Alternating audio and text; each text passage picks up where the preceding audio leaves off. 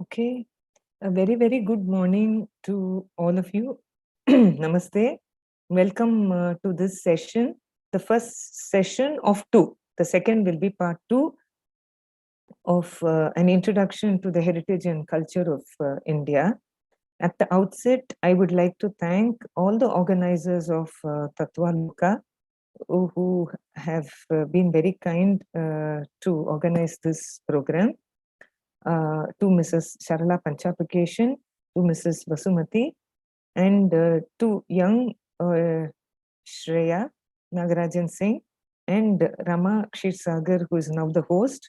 My heartfelt thanks for all the help and assistance and organization that they have been doing over the last few days. Now, this is a subject that is very, very vast. And I have very clearly stated that it is only an introduction. And I now also want to state that this will obviously be very superficial, because within 2 lectures of approximately 50 minutes each, one cannot do full justice to the subject. However, I'll try to get across a few things that many of you may not know or perhaps may know. So let's start with the sources of Indian history, how valuable they are, and what great treasures they are to us. Now, we know of coins, the currency that I understand that most of you are young students. So with that in mind, I'm talking to the age group between 10 and 16 or 10 and 19. If there are older people in this audience, please bear with me, because my lecture is focused on young students. So we know of the coins that we handle today. But how were they in the past, and in what way are they sources of history? Just a brief introduction. So what you're looking at is a gold coin, a pure gold coin from the Gupta era. You've all heard of Samudragupta and Chandragupta Vikramaditya and their successors. So the Guptas were a very, very powerful dynasty, and they were also an extremely well-to-do dynasty. They had conquered various parts of India, a lot of India, in fact. And because of their economic prosperity, they were able to issue many gold coins, and one is this. So you see, we have our coins today, our 10 rupee coins, 5 rupee coins. We have both sides with some symbols on them.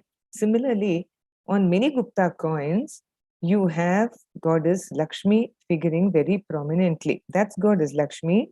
She's seated, and she's seated on a lotus, a full-blown lotus.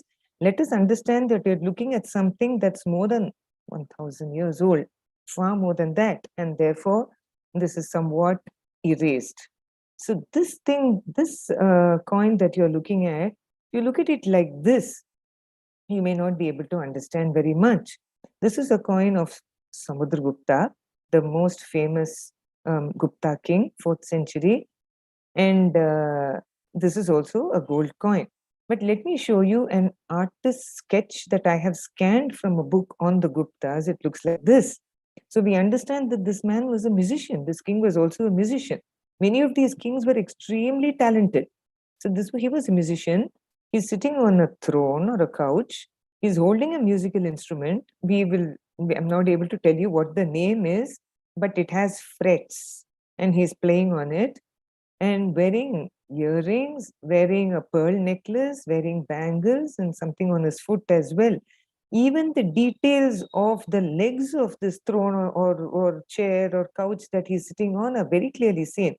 Typical musician's posture, one leg bent, the other leg hanging down, and one musical instrument resting on his lap. Now look at this and you can understand how it is. Had we looked at this directly, we would not have understood so much. So this is a coin of Samudra Gupta, and it gives us the information that this man was a musician. Here again, we have a horse, and that horse is standing in front of something highly decorated. This is a Ashwameda horse. This is again a coin of the Guptas, and we well know that the Gupta dynasty, kings of the Gupta dynasty performed the Ashwameda Yajna. But here is a coin that actually shows us the Ashwameda horse tied to the yupa or the post. So it's tied over there. So these, again, one of the Gupta kings, I won't go into great details, killing a lion, a wild animal. Kumaragupta here, standing and feeding a peacock. So you have silver coins, you have gold coins, and then coming down south, you have coins of the Cholas. They also issued gold coins, they issued copper coins in plenty. Again, a very, very formidable dynasty who had conquered a vast area of South India. So these are some of the Chola coins that you see over here.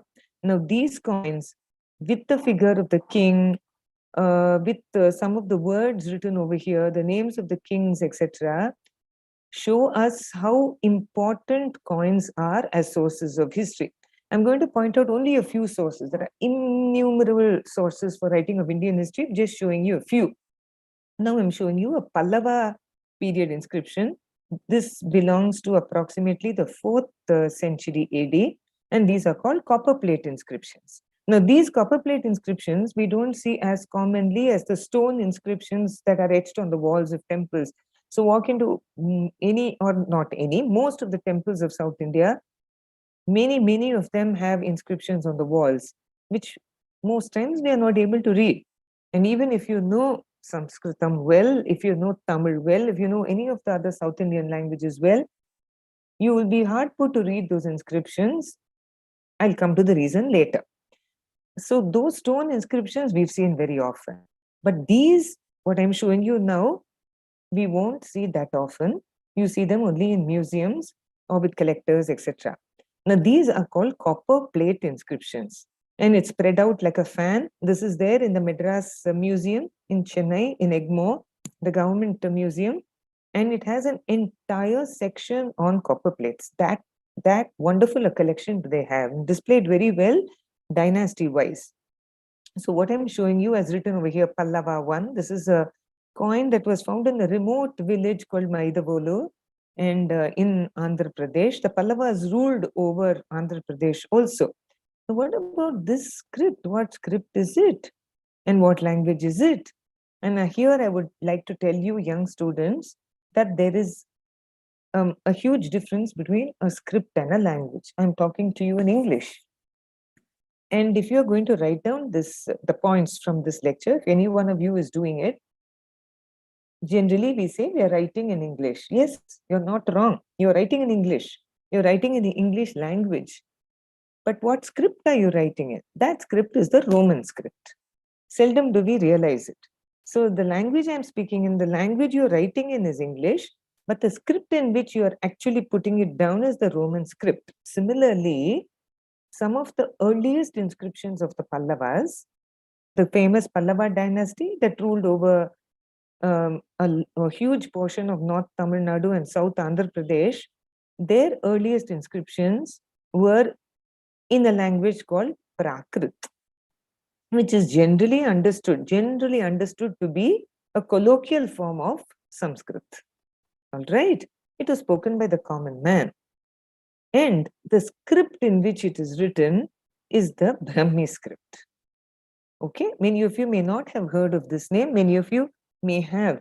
So the Brahmi Script is the earliest decipherable script of India, meaning it's the earliest script of India that can actually be read by people. Earlier than that is the script of the Indus Valley civilization, the Indus Saraswati civilization, which is, still being deciphered. Many people claim to have deciphered it, and there's a lot of controversy. So we leave that alone. So the earliest script of India that has been deciphered and that can be read by scholars, and many lay people also have taken an interest in reading the script, thankfully for that, is Brahmi. And so here in this inscription, this Pallava inscription, the script is Brahmi and the language is Prakrit. This is how it is. So you see, they wrote on these strips of copper, all equal size, equal dimensions, equal proportions.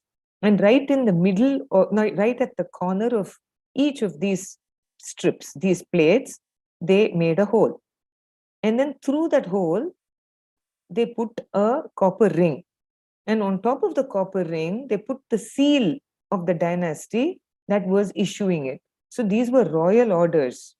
These were royal documents. Suppose I am the king and I wish to give all of you who are attending my lecture a huge village for you to live in. So I would write that out on a copper plate, copper plates like this, and it would be tied with a seal. It would be tied with a ring. The seal of the king would be put there. In the case of the Pallavas, it was the bull emblem. It was put there just to show that it was an official seal. Like we have an official seal of the government of India, etc., etc. They also had an official seal. And then it was given to the people who are called the donees. So the king is the donor, and the person or persons receiving it are the donees. So it was given to the donees. And that was a document for them to show that they were in control of that land, or whatever it is, land or money, whatever it is, it was a document. All right. So this is one Pallava copper plate inscription. And there is another one also belonging to the 4th century. It looks like this, all from the Madras Museum. And yet another one. This is, now you can see clearly, that's why I showed this to you. This is not opened out, this is closed and kept. And here you have the ring passing through. Look how finely they have bored the hole in each of the sheets. And the ring goes through very easily. And this is the seal. I'm sorry, I'm not able to show you the seal properly. Okay. Then we come to the Chola period. Almost all the major dynasties of India have issued copper plate inscriptions, and they are a treasure because you get to know the name of the king, you get to know the script, you get to know the language, and also you also get to know the contents. It's not, see, there is a wrong assumption that all inscriptions, even those on the walls of temples, are religious in nature. Not necessarily. They may be donations given to the temple, to God. There may be donations given to scholars, etc., etc. But you get a lot of historical facts from them. You get to know the names of places, some of which have changed, some of which have not changed. You get to know of the names of currency. No, you know, the dinar is a currency that is used in the Middle East. In some countries in the Middle East, that same dinar was also dinara was used in the Chola times. How do we know all this? From inscriptions. You get to know a whole lot of information, how land measurements were done, the names of officials, the designations of officials, etc., etc., etc. So this is a Chola copper plate inscription of the time of Uttama Chola, who was the immediate predecessor of Rajaraja Chola. Now here, I'm going to show you one of the most massive inscriptions. So this is 31. The Pallava inscriptions are important. I'm talking about Tamil Nadu now. Their contemporaries, the Pandyas, also issued copper plate inscriptions. When the Guptas were ruling in the north, the Cholas were here. The Guptas did. The Chalukyas in the Karnataka area mainly, they also issued a whole lot of dynasties in India. I'm not naming all of them. I don't have the time.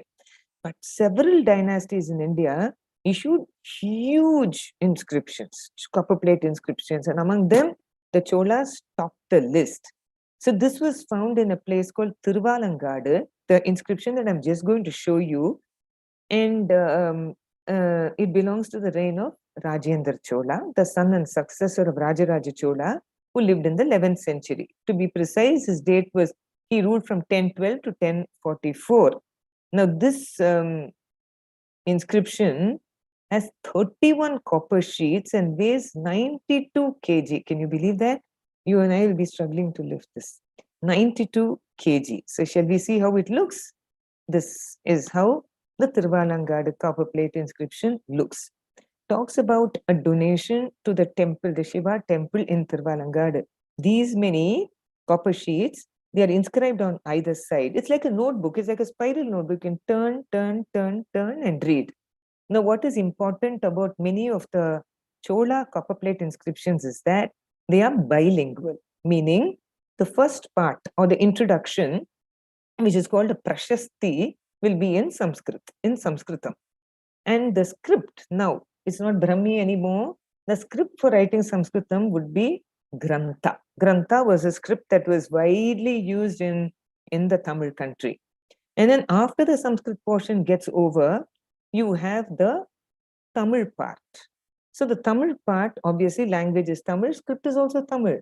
But even if you can read and write Tamil very well today, you may struggle a little, at least, to read the Tamil, because over 1,000 years since the time of Rajendra Chola, the Tamil script has evolved and evolved and evolved and evolved and evolved. I'll show you some Chola inscriptions later. Here also, they bored a hole, put a ring, put a ring, and then put a seal on top.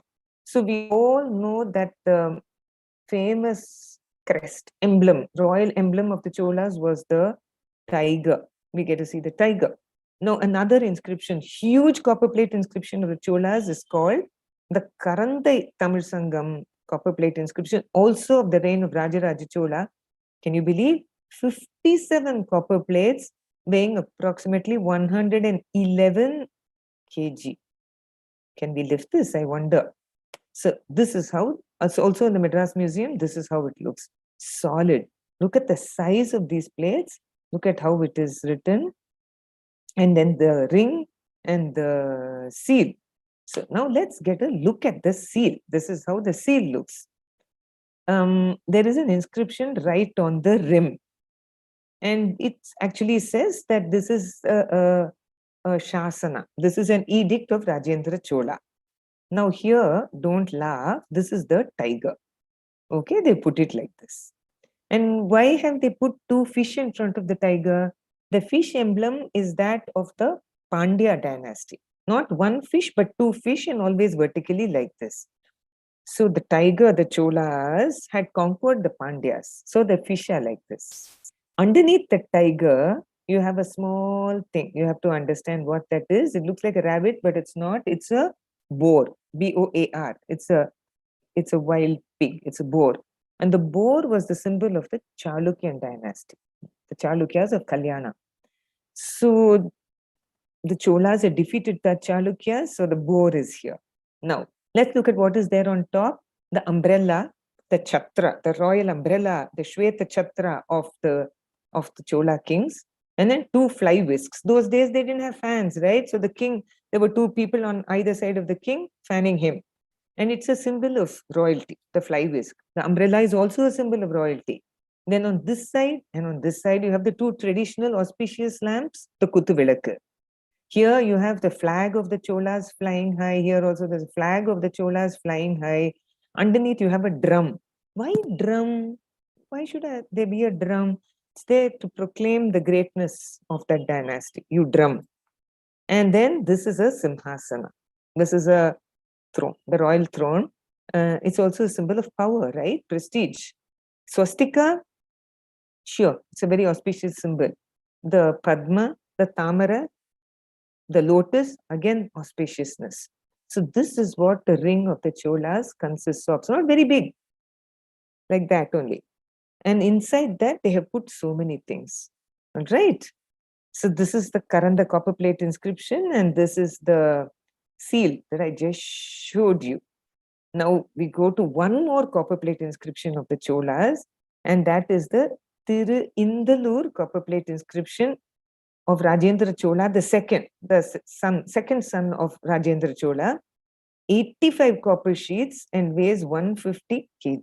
This is how it is. Again, in the Madras Museum, easily one of the biggest copper plate inscriptions found till now. You know how they found it? All these were found by accident. Now, this was lying underneath a temple in Indalur, which is very near Mayavaram, Mayiladurai. And while they were renovating that Shiva temple called the Kailasnatha temple, suddenly they discovered something solid. And with great effort, they pulled it out and they found that the invaluable copper plate inscription of the Cholas was found here. Seal and all, ring and all, these many plates weighing these many kgs. For historians, for archaeologists, for scholars, these are like made of gold or platinum. Just saying. Because it's a treasure trove of information about this dynasty. Social history, economic history, political history, cultural history, we can learn so much from them. Now we are traveling further in time and we are coming to the Vijayanagara Dynasty, the famous Vijayanagara Dynasty that was established in 1326 on the banks of the river Tungabhadra in a place that is called Hampi today. So see how the design changes, everything changes. 1336, I'm sorry, that was a slip of the tongue. Then this is how it looks. Now, what is the script? What is the language? In this particular copper plate inscription of the Vijayanagara Dynasty, the script is Sanskritam. The language is Sanskritam. The script is called Nandi Nagari. In fact, if many of you know the Devanagari script in which we write Sanskritam today, you can understand many of the words over here.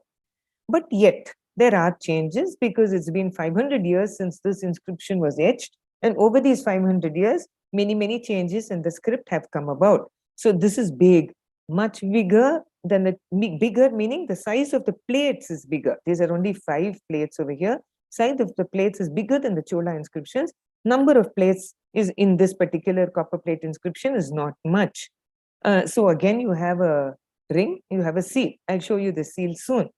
Now, right at the end of the inscription, you have something written over here. And this is not in Sanskritam. The script is like the Telugu Kannada script over here. Now, I'll tell you later why most of the Vijayanagara copper plate inscriptions right at the end have something that is not in the Devanagari script. So look at this. This one is also Sanskritam language. The script is Nandi Nagari, which is very much like the Devanagari that we write today. So the ring, coming to the ring and to the seal, this is what you have. And this is also a wild boar, Varaha. If you look very carefully, you see the moon. This is a crescent moon and this is the sun.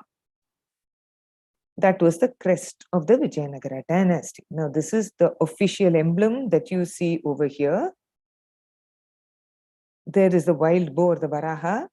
There is a sword in front, knife or a sword. You have the Surya, the sun, Chandra, moon up there. Now, what was the meaning of this symbol, this emblem? Why did they do it? So the Vijayanagara rulers had an intent and a purpose. You see, before they established the small kingdom in 1336 on the banks of the river Tungabhadra, the city that is today called Hampi, there were several invasions from the north to the south. They were devastating invasions, and the political stability of South India was completely gone. Economic prosperity was gone. Culturally, there was no effervescence. So 2 invasions in 1310, 1311 and in 1323 from north. Huge invasions.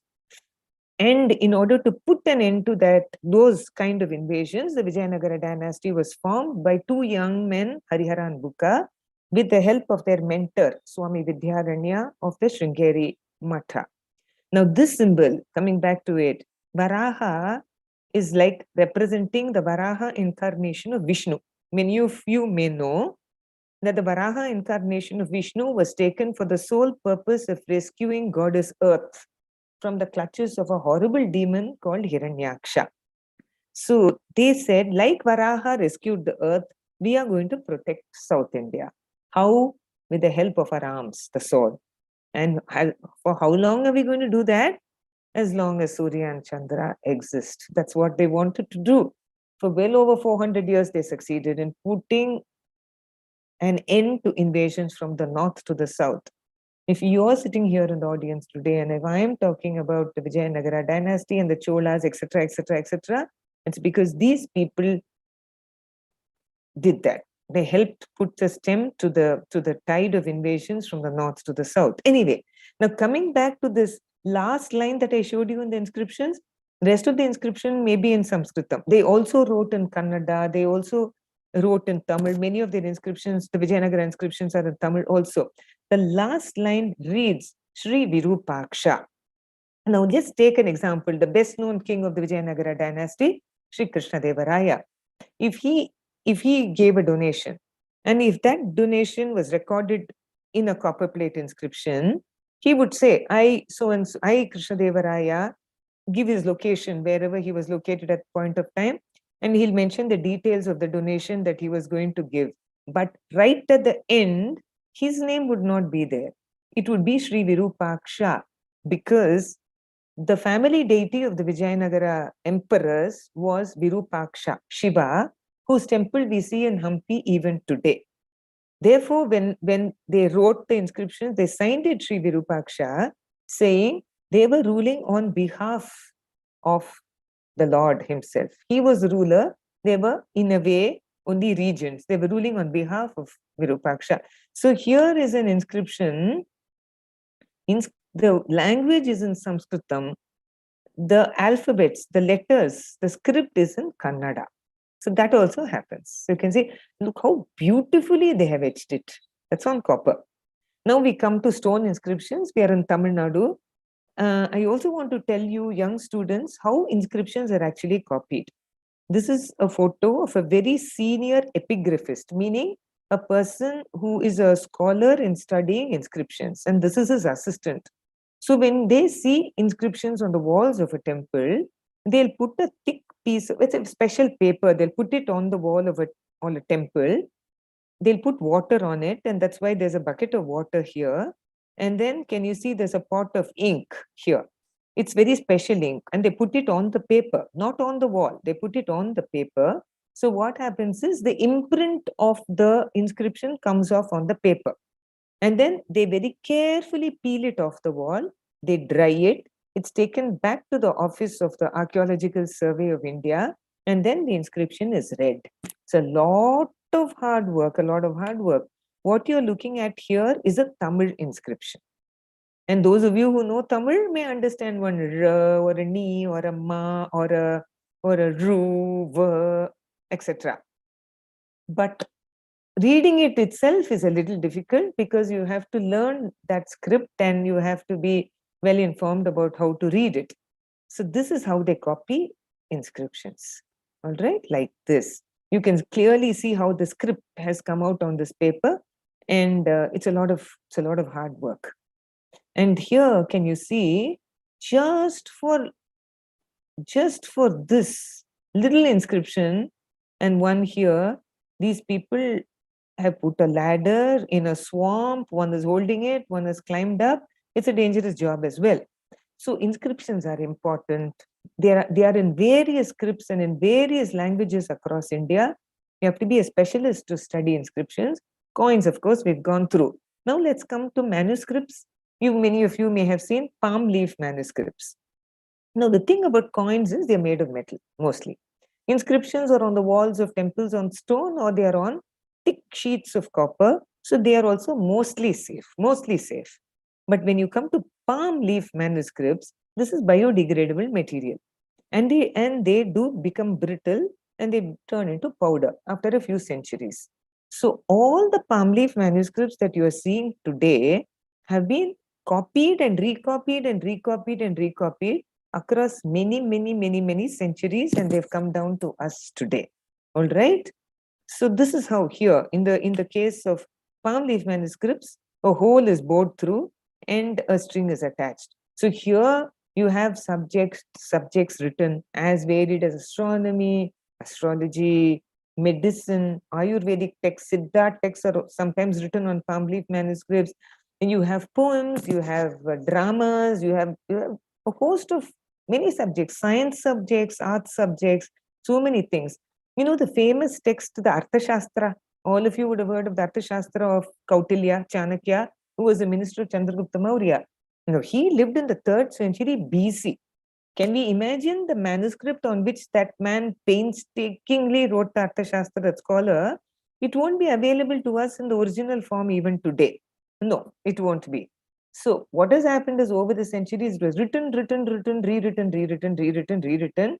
Finally, one copy was deposited in a manuscript library in Mysore, accidentally discovered by a scholar named Shama Shastri, translated, and now the whole world knows about the Arthashastra. It has been translated into ever so many foreign languages, and everybody knows what a great text on administration, what a great treatise it is. So this is also a manuscript in a very, very different shape.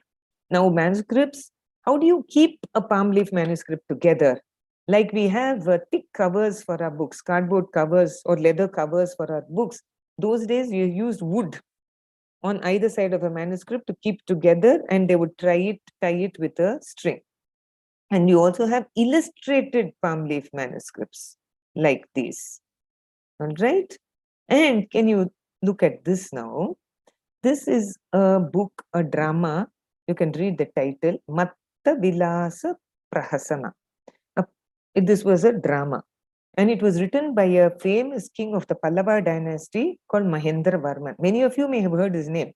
This was in the 7th century CE, 7th century. It is sitting in Kanchipuram. He wrote this drama. Now you have it in the form of a book, translated into English. And students of Sanskritam read this. Students of English also read it. Students of history, scholars of various fields read this drama. It gives you a beautiful idea of how things were in the 7th century. This king was very candid. He said there is corruption in the courts. He said a whole lot of nice things and derogatory things about his own kingdom. He was an extraordinary king, this Mahindra Varma. So now it's a book, and you and I can just buy it online and we can read it. But then this manuscript was like this, perhaps one of the many manuscripts that I showed you. And again, written, rewritten, copied, recopied over many centuries, and it has come down to us. Many have also, unfortunately, been lost. Now we are going into history. I've given you some sources. There are many more sources, archaeological excavations, literature from foreigners like Marco Polo, Huyen Sang, Fa Hien. So many foreigners came into India. They've all left behind their accounts. Those are also very important, but I don't have time to go into each and every one of them. Now I'm showing you a map of Ashoka's empire. You've all heard of Ashoka, 3rd century BC, the grandson of Chandragupta Maurya. Now everything marked on this map, the dots and the triangles and all that, are places which are very, very important for Ashoka, in the sense of there are inscriptions over there, there are pillars over there, his edicts, these are called Ashokan edicts. We generally don't call them Ashokan inscriptions. That's not wrong at all. You can call them inscriptions, but edicts because he was generally giving orders. Now, let's look at what script and what language Ashoka wrote those inscriptions in. Now, I'll come to that very soon. So you're looking at one of the pillars of Ashoka. All the pillars of Ashoka were made of a stone called sandstone. And much of that sandstone was quarried from a place called Chunar. Chunar is near Kashi, Varanasi. But the pillars of Ashoka are found in various places across North India. They're even found in Nepal. They're found in a place called Lumbini, which was the birthplace of the Buddha. We all know that Ashoka was a Buddhist and he did his best to spread Buddhism. Now, the pillars of Ashoka are really tall, really tall. This one is in a place called Lauriya Nandhankar, this one that you see. And it's completely one piece of stone till here. And then the top part, which is called a capital, is made of another piece of stone. Many of the capitals of Ashoka have the lion. including the national emblem of India. I'll come to that later. Why the lion? Why should the capitals of many of these pillars have the lion symbol? The reason is not far to seek. Buddha, Gautama Buddha, was also called Shakya Simha.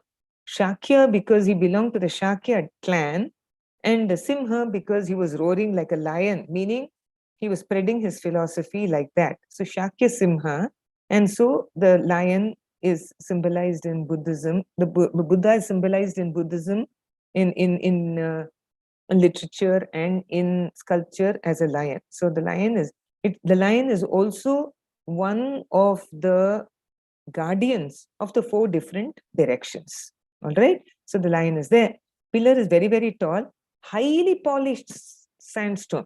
If you look at the sculptures, the pillars of the Mauryas, you can see a lot of polish on them. That polish remains till today after 2,300 years of being exposed to the sun, rain, wind, etc. That polish remains.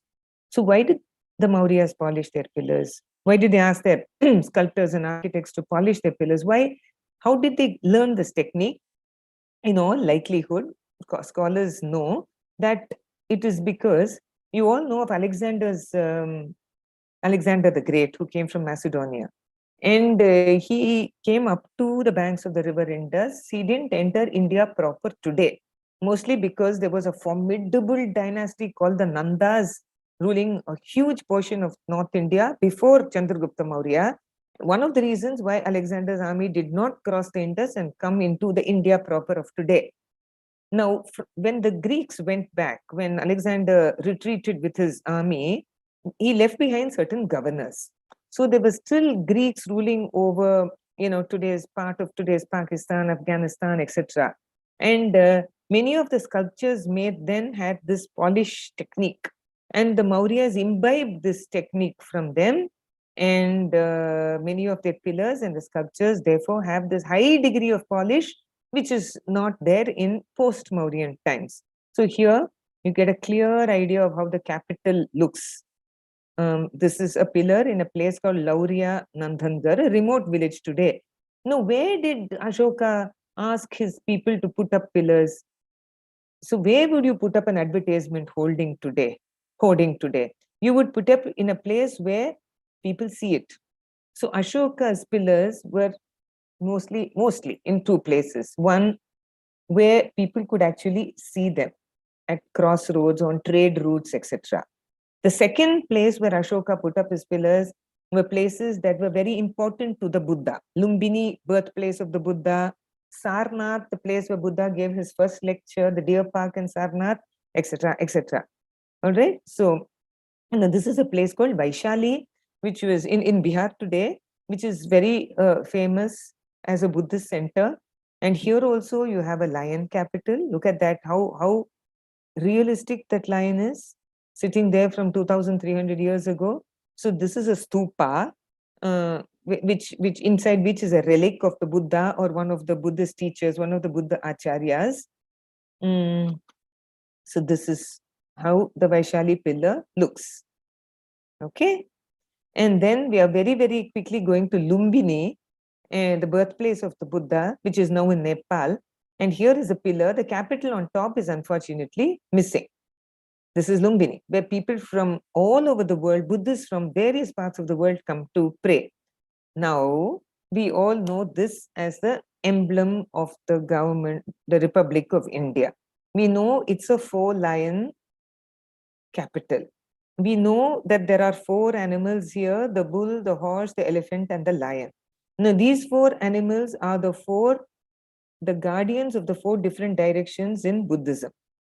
In between these animals is a wheel. Now, when asked, we will say it's the Ashoka Chakra. Unfortunately, that's not the right answer. Now, why should we call this Ashoka Chakra? The only reason why we can call it an Ashoka Chakra is because this chakra is there on the capital of a pillar that was made in the time of Ashoka. That's all.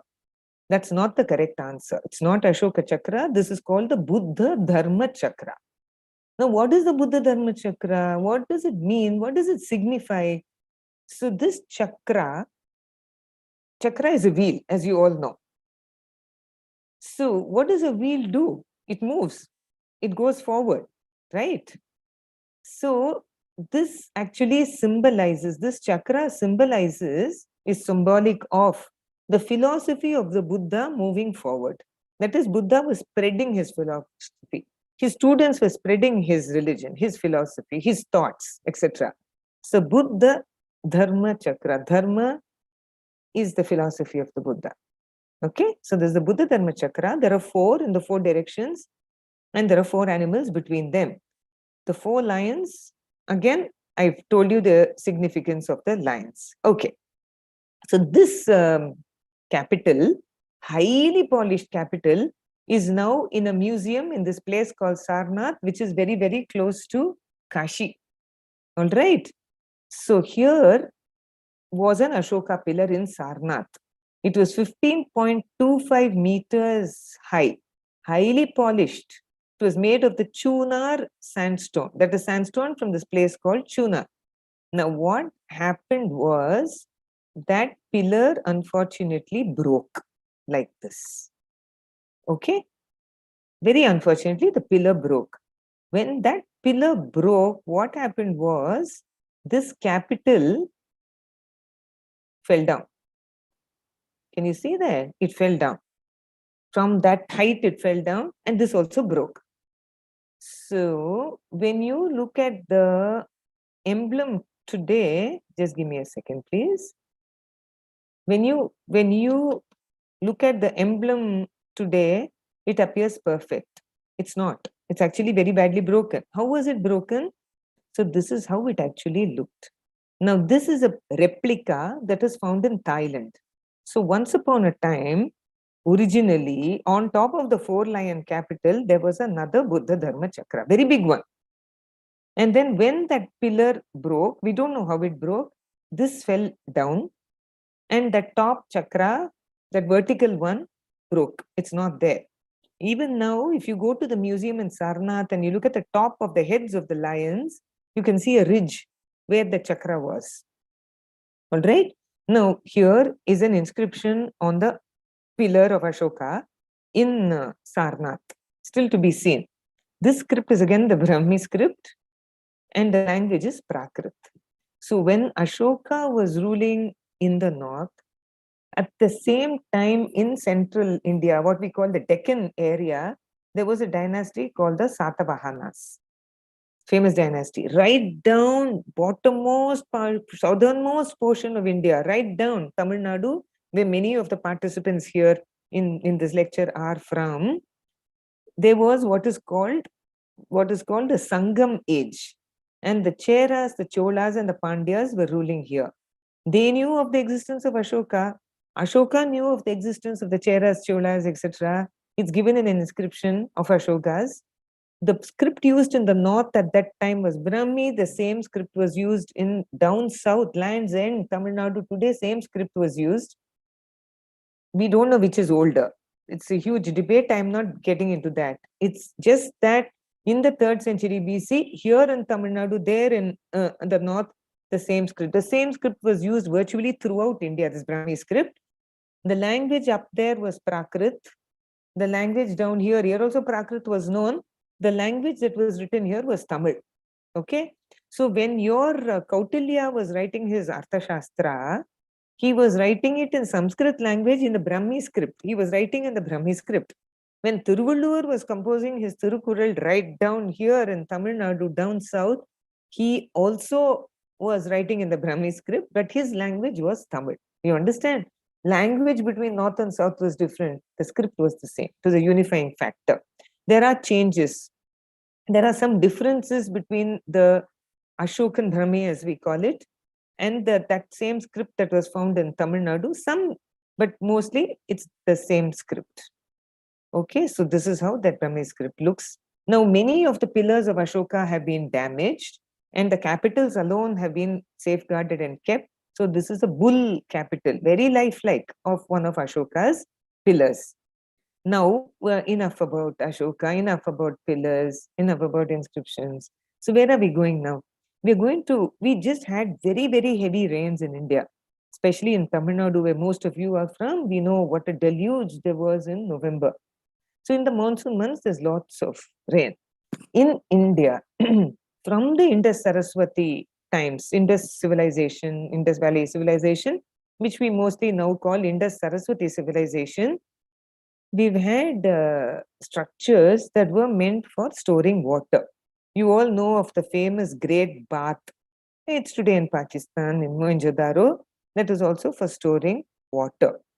Now, coming down south, many of you may have visited or at least seen pictures, photographs of this temple. This is the famous Kunda Cholapuram temple. I want to show you how, in the remaining time that I have, how much the kings of India, the common people of India, worked very, very hard for storing water. When the monsoon comes, there is extra water. And then in the dry summer months, there's no water. So how do we actually harness that water? Harvest. Today, water harvesting, we hear about it. But our forefathers, our ancients, did so much for storing water. In Kunda Cholapuram, this temple is very famous. It's a UNESCO World Heritage Site. Everybody goes there. But just a few kilometers from this temple is a huge irrigation tank. Today, it's called Pon Eri. But in the time of Rajendra Chola, it was called Chola Gangam, the Ganga of the Cholas. The reason was because we all know that Rajendra Chola sent an army all the way to the north, to Bengal, and he defeated the kings en route. All the kings were defeated, and they brought back waters of the river Ganga.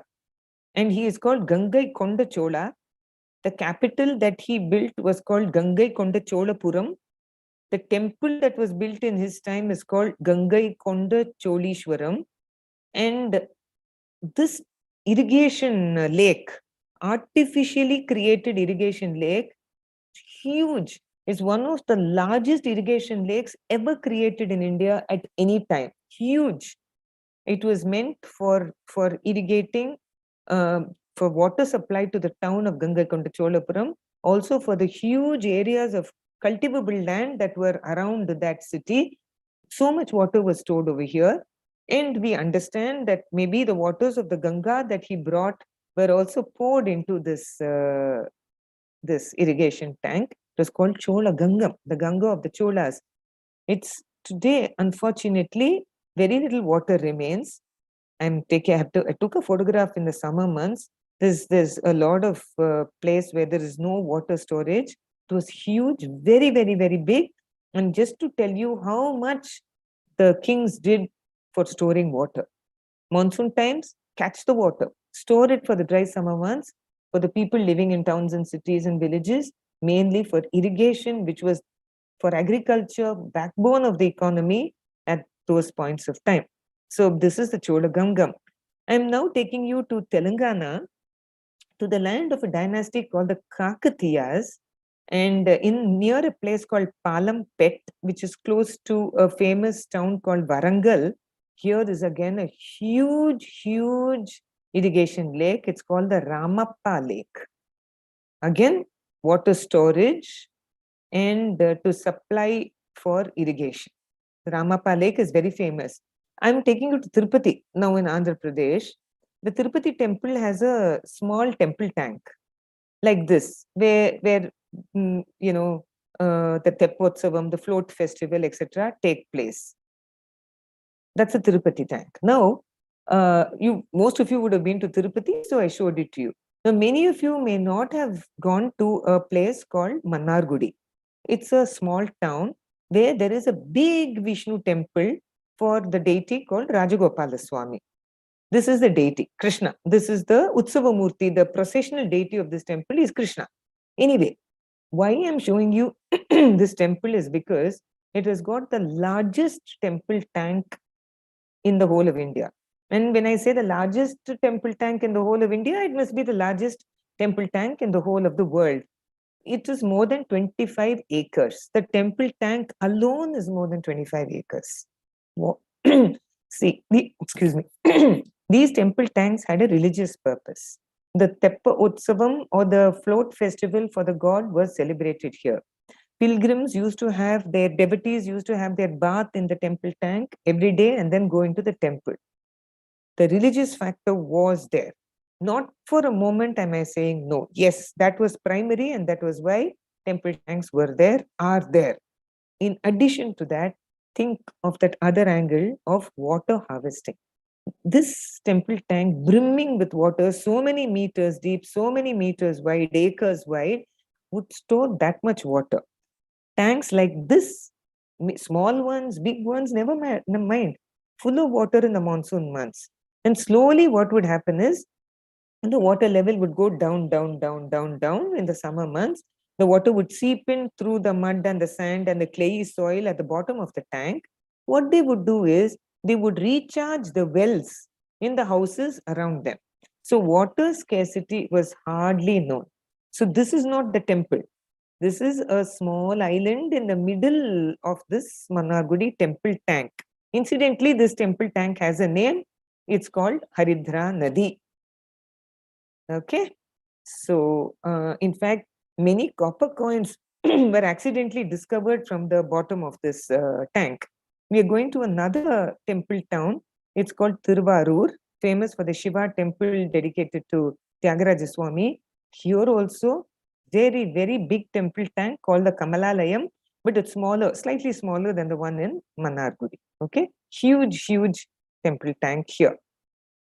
Now, Chidambaram, inside the temple itself, it has a tank. All these, there is a huge irrigation tank very near Chidambaram.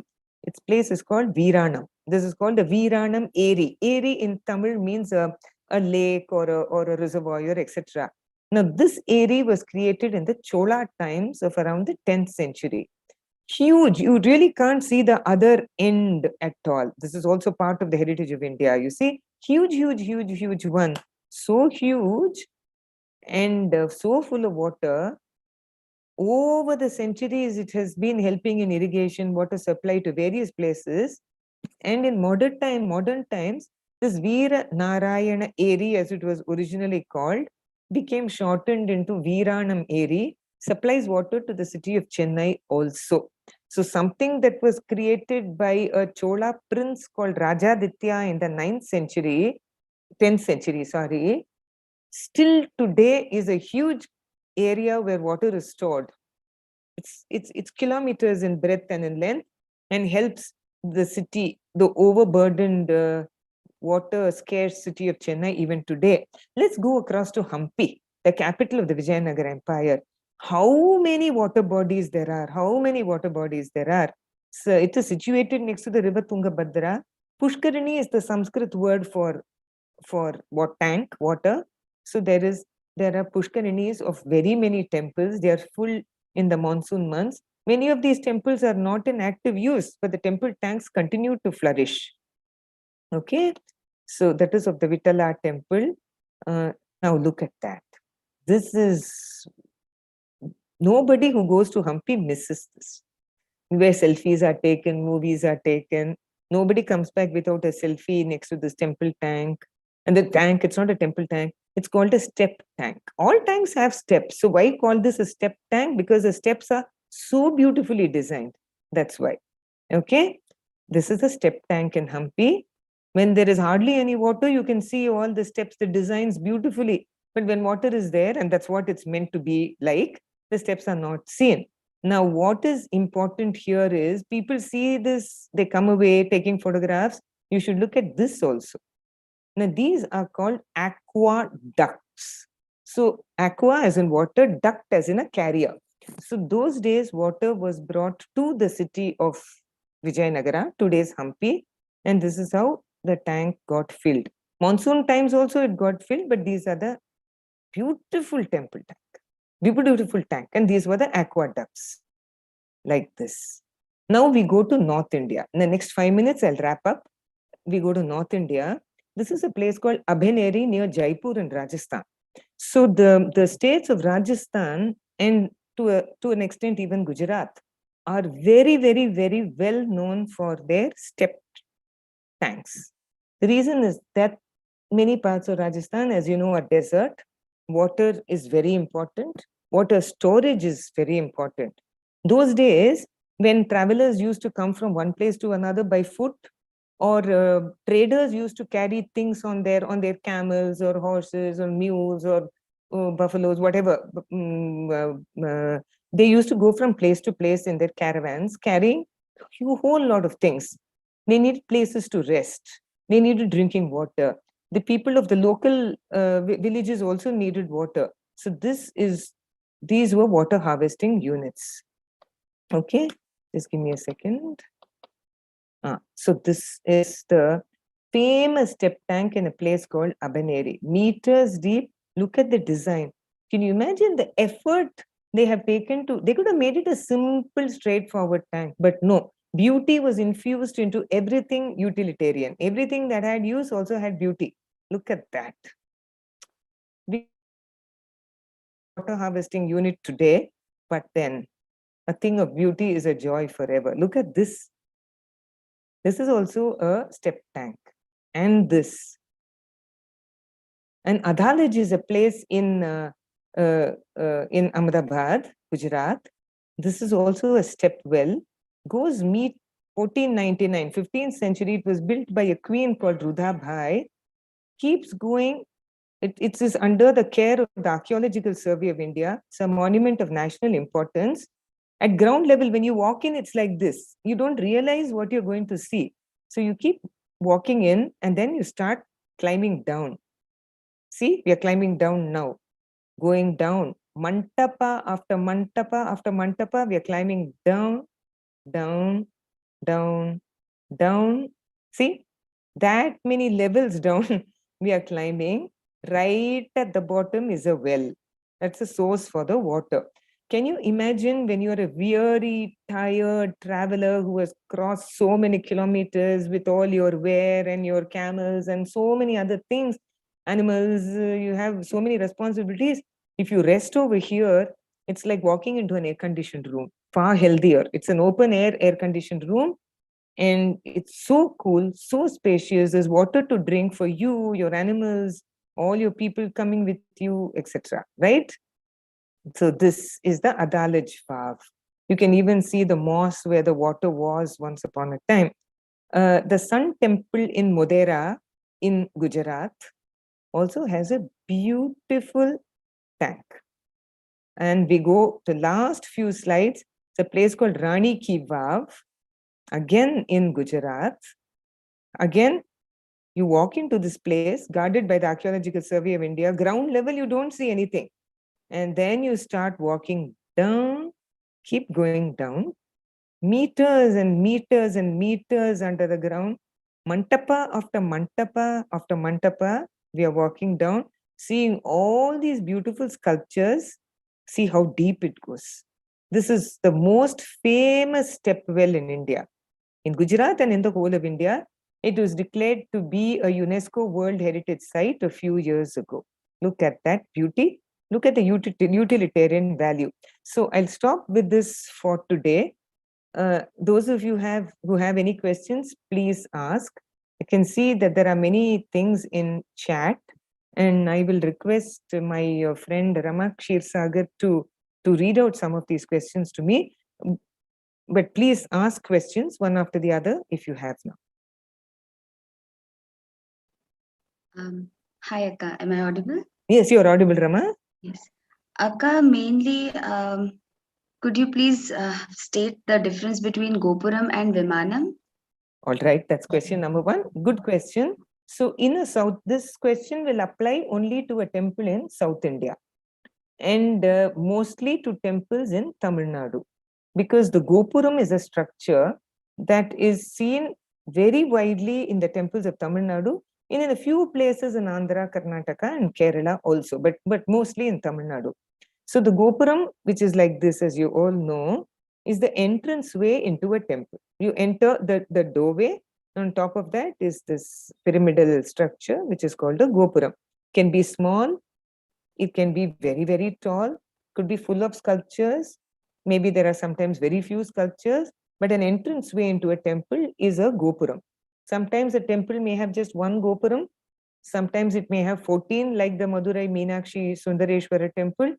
There are 21 in the Ranganatha Swami temple in Srirangam. Just depends.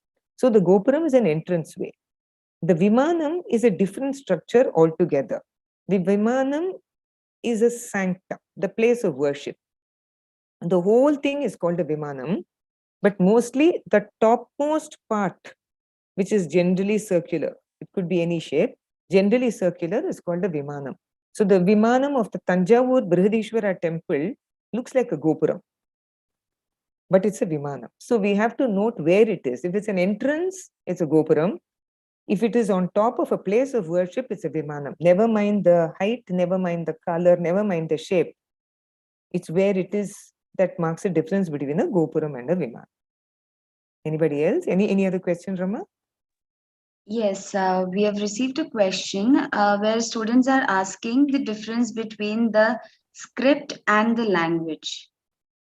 Okay, maybe I was not clear enough. I'll make it very clear now. So I repeat, I'm talking in English. You all understand English, so you understand what I'm saying. I'm talking in English. But as I can see some of you writing down, as you write down, you're writing the English language. But the script in which you're writing is called the Roman script. A, B, C, D, E. That's actually called the Roman script. Okay. Similarly, you know Sanskritam, one of the oldest languages of the world. So I'll make this slightly more complicated. Any language can be written in any script. So my name is Chithra. That name Chithra is a Sanskrit word. But generally when I write it in the Roman script, Chithra. I can write it in Tamil script. I can write it in Devanagari. That is a script in which you use to write Hindi. I can write it in Japanese, Chinese, German, etc. I can write it in any script. So any language can be written in any script. So there was this ancient script called the Brahmi Script. Even now you can, if you know that script, you can write your name in it. Many do. So in ancient India, Ashoka's inscriptions in the 3rd century BC were written in that Brahmi script. Same time, South India, lands and Tamil Nadu, same script was used for writing the Tamil language. So please understand, any script can be used in written in any language can be written in any script. And we'll finish with the chats first, and then those of you who are raising your hands can actually ask the questions. I have time, not an issue. So next, Rama. Yes, another question is, how are the texts and scripts on the copper plates or stupas deciphered or found out? Okay, so there are people called archaeologists who spend their lives learning about old monuments, and there are some of them who specialize in scripts, learning ancient scripts. Now these people are called epigraphists because the study of ancient inscriptions is called epigraphy. So these people have to you can't be a specialist in all scripts and all languages. That's not possible. So there are some Persian epigraphists, there are some Sanskrit epigraphists, some Tamil, some Gujarati, etc., some Bengali, etc. So they painstakingly, with a great deal of effort, they learn the ancient scripts and then they read them. So if you want to learn the Brahmi script, it's possible even today. You can learn it. You can learn it with a lot of effort. And then you can go and read the Ashokan inscriptions, or you can read the ancient Tamil inscriptions in Tamil Nadu. It's possible. Even now, people from computer engineers, lawyers, etc., are taking a lot of interest in archaeology. They are learning ancient scripts. It's thrilling to be able to read something that was written 1000 years ago. Very thrilling. So Grantha, etc., these are all scripts that are not used today, but you can still learn. There are people to teach you. Yes? Rama, next question. Yeah, I think we can ask people to unmute themselves and... Fine. Okay, go ahead, one after the other, please. Kaushika, you can ask your question.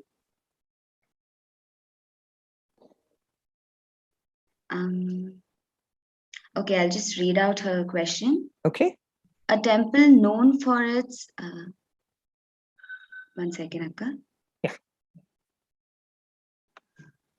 A temple known for its a temple known for its musical notes in its pillars. When we bang on the pillars, it gives the sound of a note in Carnatic music. So, is it related to history? Yeah. So you see, these musical pillars are found in a whole lot of places in South India. And mostly they belong to the Vijayanagara Dynasty. Okay? 15th, 16th, 17th centuries, etc. Very difficult to make a musical pillar because these people were actually geologists, some of them. And they had to search for a stone that was called resonant stone that would produce a sound, a particular sounds when tapped.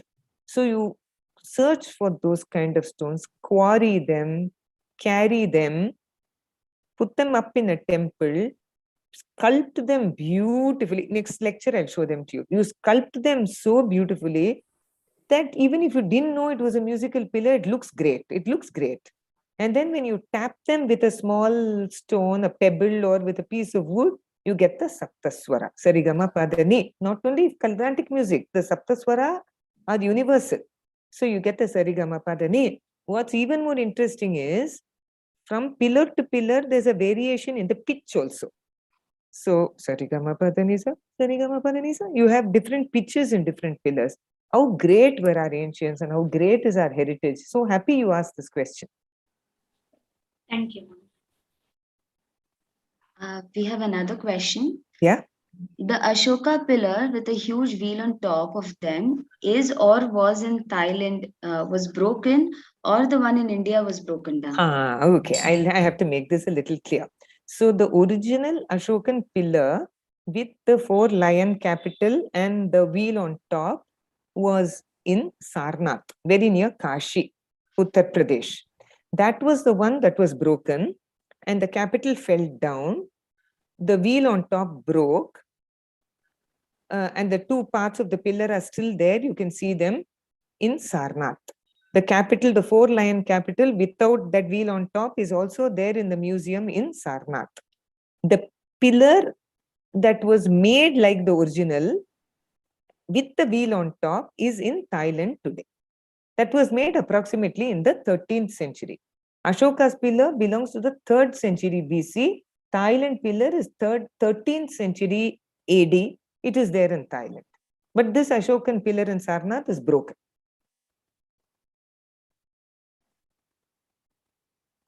Yes? Before the emblem pillar fell, was it called as the emblem? No. It was only after it became the Republic of India that capital, Ashoka's capital, was chosen as the, after independence, it was chosen as the emblem of the government of India. Okay. The next question is,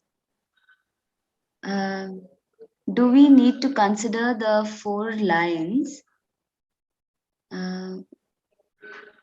four lion with wheel on top of its heads as the original one, rather the one prevailing today on our currency notes and government stamps? Very sweet question, but you see, what is gone is gone. That wheel on top is gone. We know it was there, but it's not there. So what is left? The 4 lions and the beautiful design of the 4 animals and the Dharma Chakra at the bottom. Beautiful enough. And it is our national emblem. For us, it's very sacred. Our national emblem is sacred. We'll take it as it is. What's gone is gone. Okay. Next. Okay. Akka, could you state the difference between the stones which were built for castles and palaces and temples? So you see, the good one. In ancient times, palaces weren't built of stone. No. You don't see a single ancient palace today.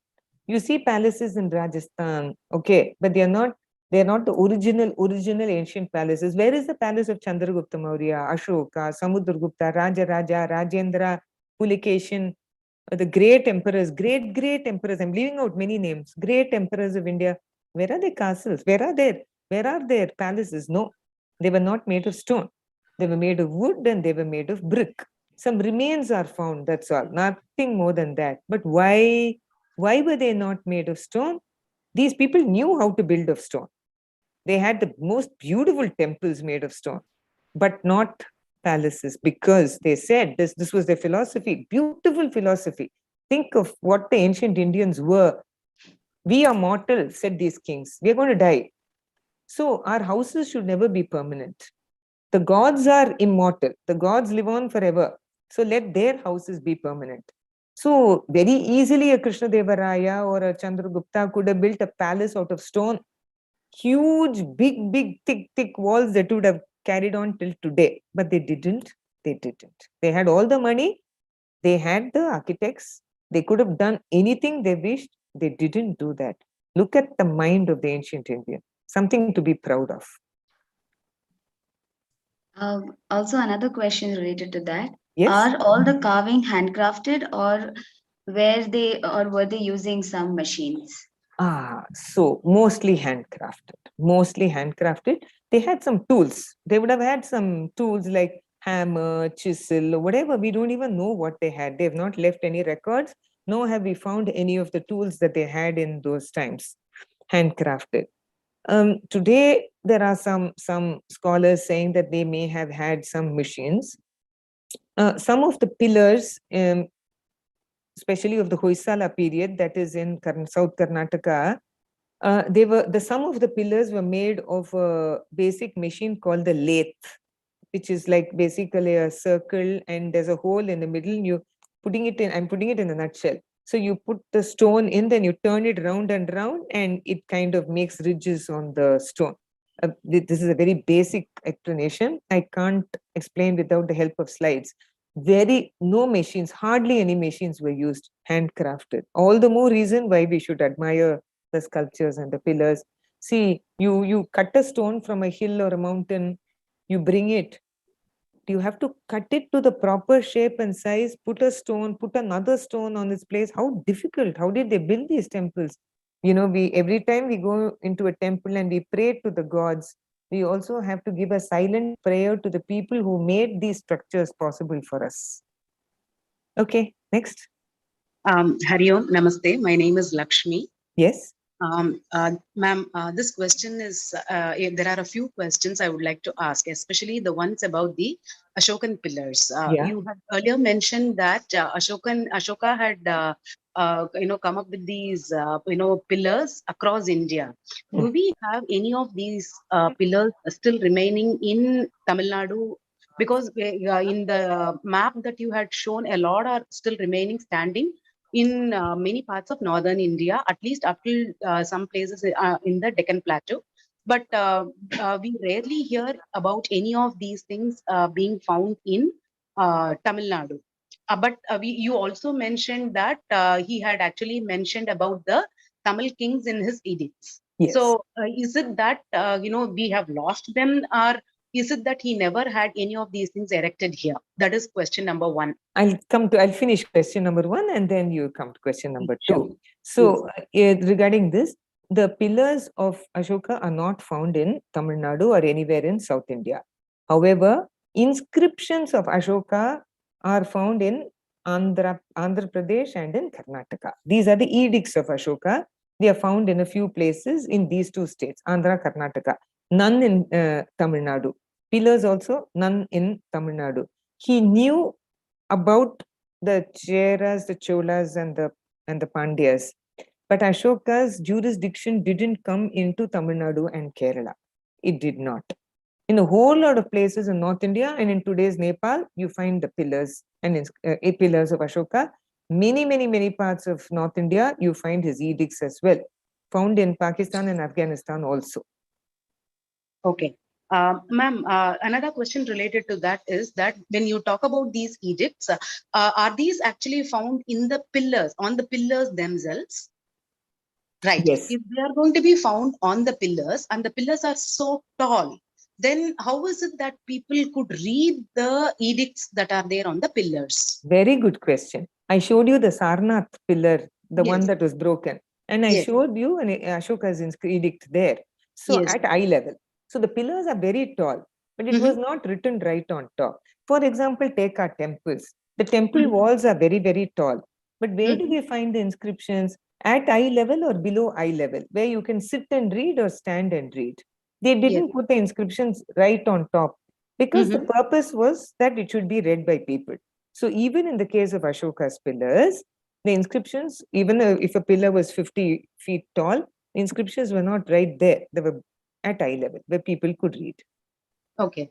Ma'am, coming to the copper plates, some of the images that you showed really contain some very huge, unliftable, weighing copper plates. Why is it that these copper plates have not been cleaned using modern technology in order to understand the contents very well? And when we talk about copper, what kind of mixture was actually used in the preparation of those plates? Are they pure copper plates, or are they alloys that could withstand the fury of nature to be seen by us at such a later date? And what kind of technology can be used in order to preserve the plates and read the contents very effectively? Because as days go by, we see that these inscriptions, they tend to become little unreadable, and therefore the contents may not be preserved well. So what are the latest technologies that we are using in order to preserve these plates, and what is the composition of those plates? So as far as copper plate inscriptions are concerned, they've never been open to the elements, the sun, wind and rain. These are documents. Like you would keep the patta of your house very safely in a locker or inside a cupboard. The people who received these copper plate inscriptions from the kings would keep them very, very safely. So there is absolutely no question about it being tarnished. And all the copper plate inscriptions have been well read by scholars, epigraphists. Many of them have been translated. Very able, good translations are there. And in museums, they are very, very safe. So they are cleaned also. They are not there. Maybe my photographs were not good enough because they were taken through a glass case. But all of them have been read. The information from them have been taken by historians. Books have been written. Most copper plate inscriptions have been deciphered. They are in a very, very good condition. There may be dust, but dust will not harm them at all. Regarding the alloy, I am not 100% sure, but they are mostly copper only. Also unfortunate that many of them have been melted down for their metal value. That also is there. But rest assured, these copper plate inscriptions are far safer than the stone inscriptions on temples' walls, which are being damaged by the day. Okay. Okay. Next person, please. Namaste, Akka. Namaste. You have been showing about the Pushkarinis of the South Indian temples. Did the North Indian Agama as well had a Pushkarini inside the temple by any chance?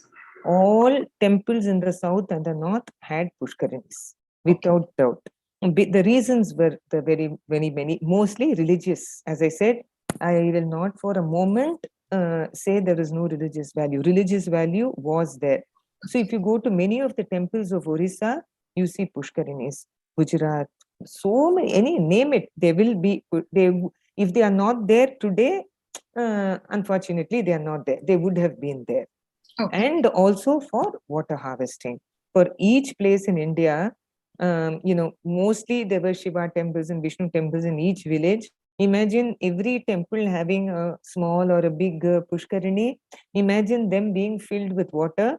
And moreover, unlike now, those days, they did dredge the temple tanks and the irrigation tanks, dredging, cleaning. So many, if you read the inscriptions, they'll tell you how well cared for these irrigation tanks and temple tanks were. Amazingly well cared for because of the religious value, utilitarian value also. Good question. Is there any full-fledged working North Indian temple for us to go and learn about the Agama and also the architecture of the temple? Why? Puri Jagannath, Lingaraja, So across the country, you have so many living temples that across the country, you have living temples. Yes, yes, yes. It's for you youngsters to take it up now. To go on researching on Indian heritage and culture. Thank you. Excuse me, ma'am. Yes. Yes. I have a doubt. Yes. Before, after the rock was, the pillar was broken, how did the Thailands make another one? Did they build it or did they find it? Very, very, very good question. So obviously they saw the pillar and the capital with the wheel on top before it broke. You understand? I didn't get it. Okay. So this Ashokan pillar at Sarnath with the 4 lions on top and the wheel on top of the head of the 4 lions was safe for a long time. And the pillar in Thailand, obviously they came to Sarnath, they saw the pillar, they saw the 4 lion capital, they saw the wheel on top and decided to make one in Thailand. The pillar in Sarnath broke afterwards. Oh. Must have. Okay? Okay, ma'am. Good question. Thank you. Namaste, Akka. Karun here, Akka. I have a question, Akka. Yes, please. Akka, you said that the Brahmi script was used both in Prakrit and Tamil, Akka. So Yes. how was it differentiated? No, see, suppose you are able to, okay, now I'm saying now you can read the Roman script, right, Karun? You're Yes, writing Akka. AB, okay. So if you write an English name, suppose you write Peter, Peter, you are able to read it. My name is Chithra, it's a Sanskrit name. You can still read it. You understand it. So if you know the Brahmi script, if you are able to read the Brahmi script, write the Brahmi script, when you see an Ashokan inscription in the Prakrit language, you have to know that language to be able to understand it. If you come down south and you see an inscription written in the Brahmi script and in the Tamil language, even though you know the script, okay, you know the script, but you will have to know the Tamil language to be able to understand that inscription. Shall I repeat? No, Akka, understood, Akka. Thank you, Akka. Good. Welcome. Namaste, ma'am. Namaste. Yes. I have a doubt. Sure. Then how did the pillar break?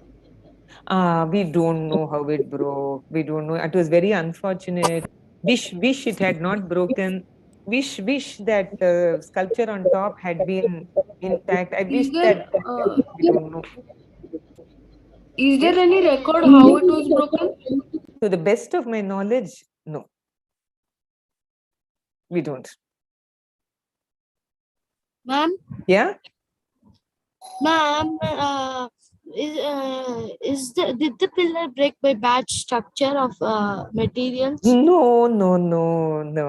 The pillar is a very sturdy pillar made of sandstone. And so many of Ashoka's other pillars are still standing. No, even today, they are not broken. Yeah, ma'am, but do you think somebody Some accident? Well, we don't. We really don't. Some accident, ma'am? Maybe, perhaps. Ma'am? Yes? Yeah, ma'am, I have a doubt, ma'am. Yes, please. From which script did the Devanagari script originate that? Who used that first, ma'am? Okay, so the Devanagari script in which we write Hindi and Sanskritam today, you will be very surprised to know, came from that ancient Brahmi script. That ancient Brahmi script was there. I told you about it, no? From that script, that script changed and changed and changed and changed over many hundreds of years. It changed. Today, it is the Devanagari. Okay? Akka, we have another question from YouTube. Sure. Which temple do you think is the beautiful temple that you visited, but now it is damaged? Well, I'm very difficult because very difficult. I can't answer that question. It's very difficult. I've seen so many beautiful temples which are damaged. How I can't even think of which to put as number one. Maybe I can put. I'm just thinking very fast now. I'm thinking the Hoysaleshwara temple in Halebed in Karnataka is one of the most beautiful but very damaged temples that I have seen. Oh, what about the Sun Temple in Modera, Karnataka, the Konark Sun Temple in Orissa? I can't put anything as number one. Sorry, the list is too long. Okay. Another question is, from which script did the Devanagari script originate? You just answered that. I'll just add to that, please, Rama. I just said that the Devanagari script comes from the ancient Brahmi script.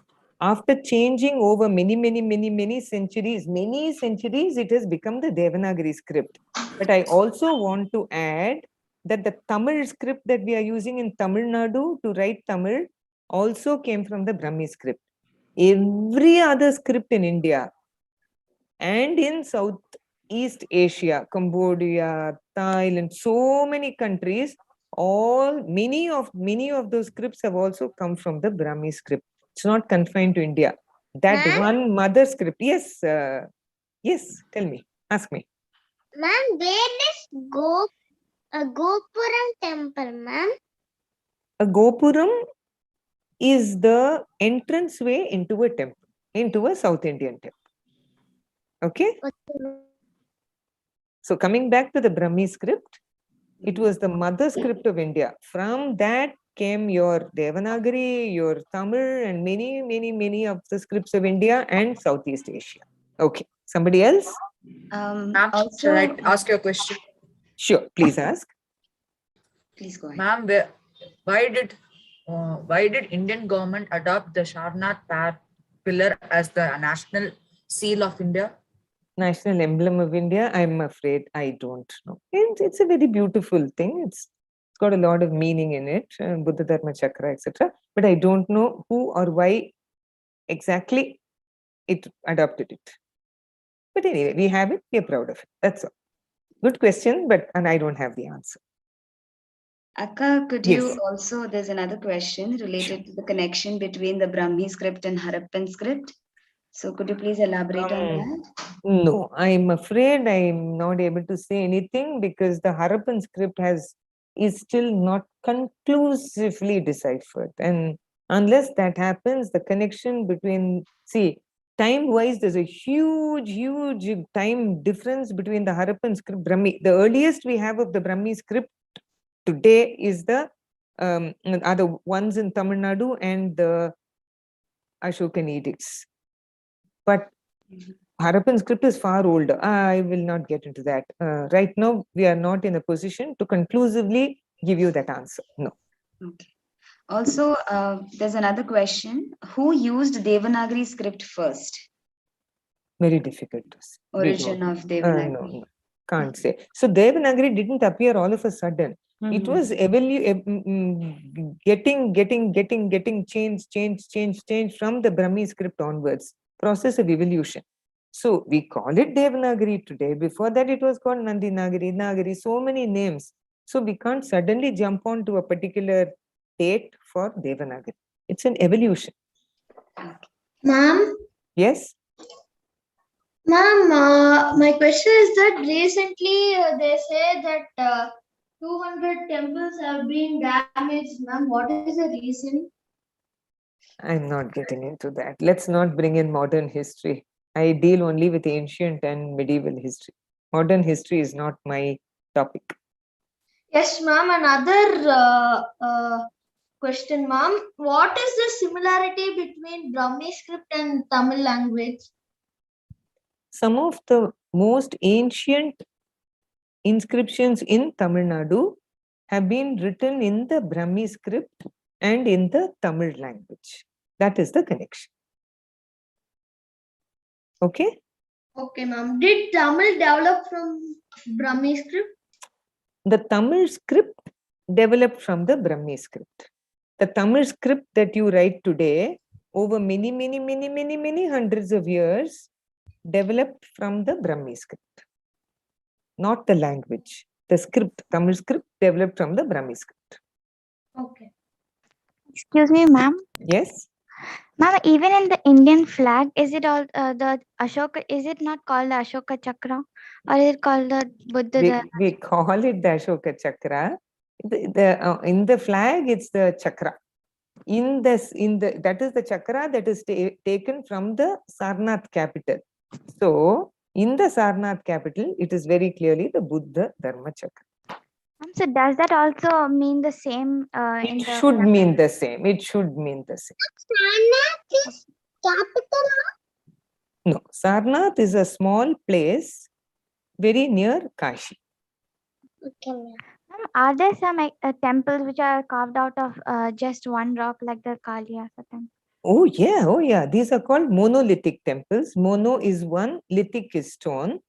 So you have the most famous one is the Kailash temple in Ellora in Maharashtra. It's a monolith, one piece of stone. There are not several, at least a few in North India. In the south, in Tamil Nadu alone, you have Mamalapuram with so many monolithic temples, but they are not in worship.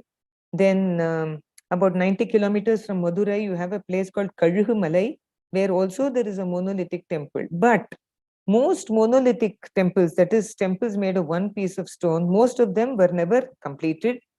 And even if they were completed, they are not in worship today, mostly. Ma'am, the temples which require a lot of sources were built near the sources, right? Because earlier they didn't have cranes to transport the sources. We can't say that. For example, take Ashokan pillars. The stone was quarried in a place called Chunar near Kashi. It was taken all the way to very many places in North India, far places that stone was taken. Similarly, just one example I'm giving you, the Tanjavur Brihadishwara temple, there is the stone near Tanjavur. It came all the way from either Pudukottai or Trichy or some other place. They were transported many kilometers. They didn't necessarily build next to the sources. No, I won't say that. Not at all. They built where they wanted to build, and they took the effort to bring the stone from other places. Ma'am, thank you. Welcome. Ma'am, the inscriptions in the rocks of the temple will get damaged while copying it, ma'am? No, the inscriptions on the walls of the temple will never get damaged when they are copying it. They are putting soft paper and they are putting ink on the paper. That's all. It will never ever get damaged. No. Anybody else?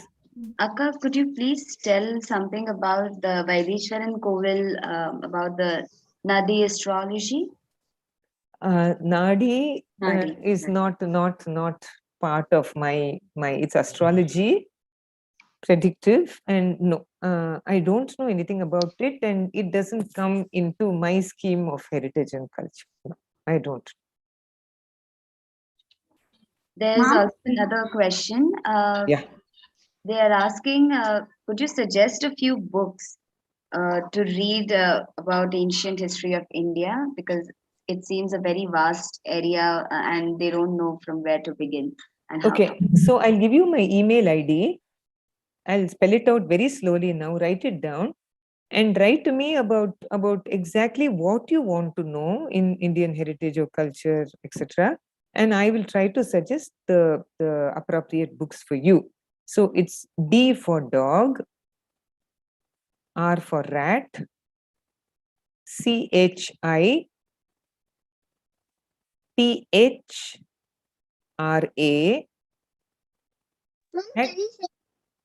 at gmail.com. I'll repeat this.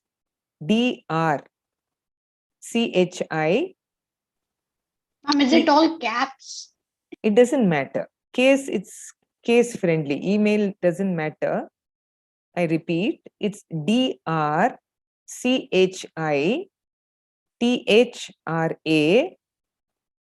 at gmail.com.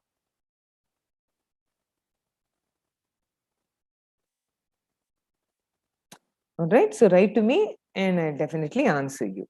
Any other questions? Ma'am, could you suggest me something for beautiful temples to visit? You want a list of beautiful temples to visit? Okay, write to me. I'll send you the list. Okay. Ma'am, I'm Kausika speaking, ma'am. Yes. So the Sarnath pillars, ma'am. Yeah. So those have the chakra, and does it have that, you know, a slanting line? So does it have like 24 lines? The Sarnath pillar capital is the emblem of the government of India. Full stop. That's what you're seeing on your passports, your coins, your notes, etc. What's all you have? That's all there is. There is only one pillar in Sarnath, that too broken. The capital is also broken. It doesn't have the chakra on top. And what you have is the emblem of the government of India. That's it. Okay. Yeah. Thank you, ma'am. Okay, last few questions, please. 2 or 3. That will be it. One more question, Akka. Yeah. You told that the inscriptions are only in eye level in the pillar. Then why they have such long pillars? Oh, such tall pillars are there so that you can see it from afar. It marks a particular place of importance. So you know, if you have something that's that short, why are our temple gopurams so tall? You can see it from a distance, you can admire it. So these pillars were works of art. You are cutting a stone that is this big, transporting it, you're putting it up. You're putting it up to mark the birthplace of the Buddha, the place where he delivered his first lecture, etc., etc., etc. It can't be one short, stout, ugly thing. It has to be something that is awe-inspiring. So you get a sandstone piece, you cut it into a proper shape, very tall, you polish it beautifully, make an exquisite capital, you put it up on top, then you write an inscription on it. It's awe-inspiring. You need to do that. Yeah, another 2-3 questions max. Another interesting question. Yeah. When they know that the wheel on the top of the Ashoka Chakra, the emblem, then why the government did not adopt it? Look, I am not a mouthpiece for the Republic of India. I am just a student of history and archaeology. This is what I know and this is what I've told you. I don't know why they chose it. I don't know why they didn't put the wheel on top. These are questions I can't answer. I'm very sorry. Okay. Anybody else? I think, Akka, you have answered all the questions from the chat box. All right. Can I ask a question? Yes, one last question. Sure. What is the difference between a script and a language? Okay. A language is what we speak. I'm speaking English now. You are speaking English now. That is a language. When you write it, you can also write. When you write it, that is the script. That is the difference between a language. Language is spoken, script is written. That's the difference. Okay? Okay. Okay, right. So thank you all very much. And we'll meet again next Saturday, same time, 11:30. Those of you who are interested in coming back, and we'll discuss this further. Meanwhile, those of you who have any queries, kindly email me. I'll definitely answer you. Thank you. Namaste. And once again, Tatwaloka, and especially Shreya and Rama, thank you so much for all your support and all your help. Appreciate it. Namaste. Thank you, Akka. Namaste, Thank you, everyone, for joining. Bye, ma'am. Most welcome. Bye. Namaste, ma'am. Bye, ma'am. Namaste, ma'am. Will we be coming at the same username? Bye, ma'am. I'll come next Saturday. Thank you. Ma'am, is it same username? What? Okay, you leave. I will join my screen. Okay. Bye, ma'am. Thank you, ma'am. Thank you, ma'am. Thank you, ma'am. Thank you, ma'am. Thank you, ma'am. Thank you, ma'am. Bye, ma'am. Ma'am, is this the same Link. username for next week? Yes, it's the same. Okay. Same one. I Okay. couldn't view live on On YouTube? Did you receive the link? Yeah, I got the link. It is our page link. So please go on the page and you will find that the live is going on. Okay. Ma'am, will the YouTube link will be available even after the session is over because the session is recorded? Yes, the session is also recorded and it is going to be live. So how can we access it? Like, how do we search for today's session after the after this? You could go on our page, Shreya Nagarajan Singh Arts Development Consultancy, and on that you will find it. Okay. Thank you, ma'am. Yes. Thank you, ma'am. Bye. Thank you.